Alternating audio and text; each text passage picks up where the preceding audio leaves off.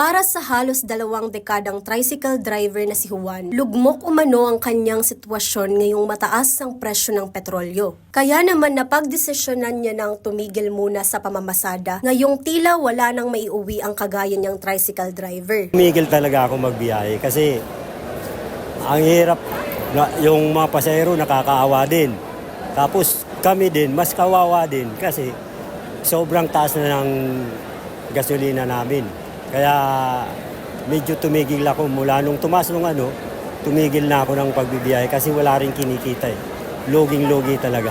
Samantala, para kina Tatay Dante at Tatay Eddie, na patuloy pa rin ang kayod kahit nalugi. Kailangan raw umano ng kanilang pamilya ng pangsustento sa kanilang pang-araw-araw na pamumuhay.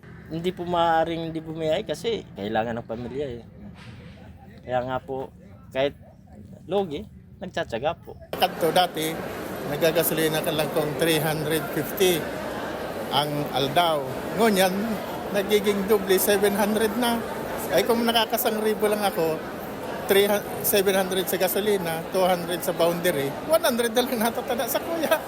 Higit sa 2,000 na tricycle drivers mula sa bayan ng Pili, Ocampo, Magaraw, Goa, Bula, Bato at Balatan ang nakatanggap ng 5,000 na cash aid para sa Assistance to Individuals in Crisis Situations o AICS, handog ng Department of Social Welfare and Development o DSWD na ginanap sa Fuerte Sports Complex sa Cadlan Pili, Camarines Sur. Kasama sila sa panibagong batch ng mga tricycle driver na nakatanggap ng naturang ayuda. Dahil sa tulong na ibinigay, halos lahat sa mga tricycle drivers na dumalo ay may panggastos na sa pampakarga sa kanilang pinapasadang unit at ang iba naman ay magpapatuloy na sa pamamasada. Kaya malaki ang pasasalamat nila sa pamahalaan at sa DSWD dahil sa bigay na tulong.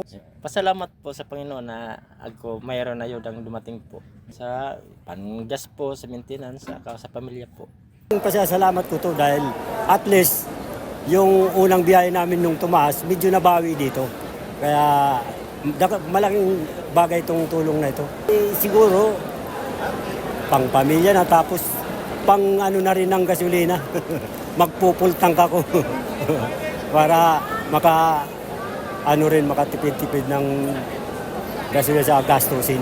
Pasalamat man kami na may suportang nag-abot dahil sa grabe ang pangangailangan mga driver. Jem Garcia, CSN.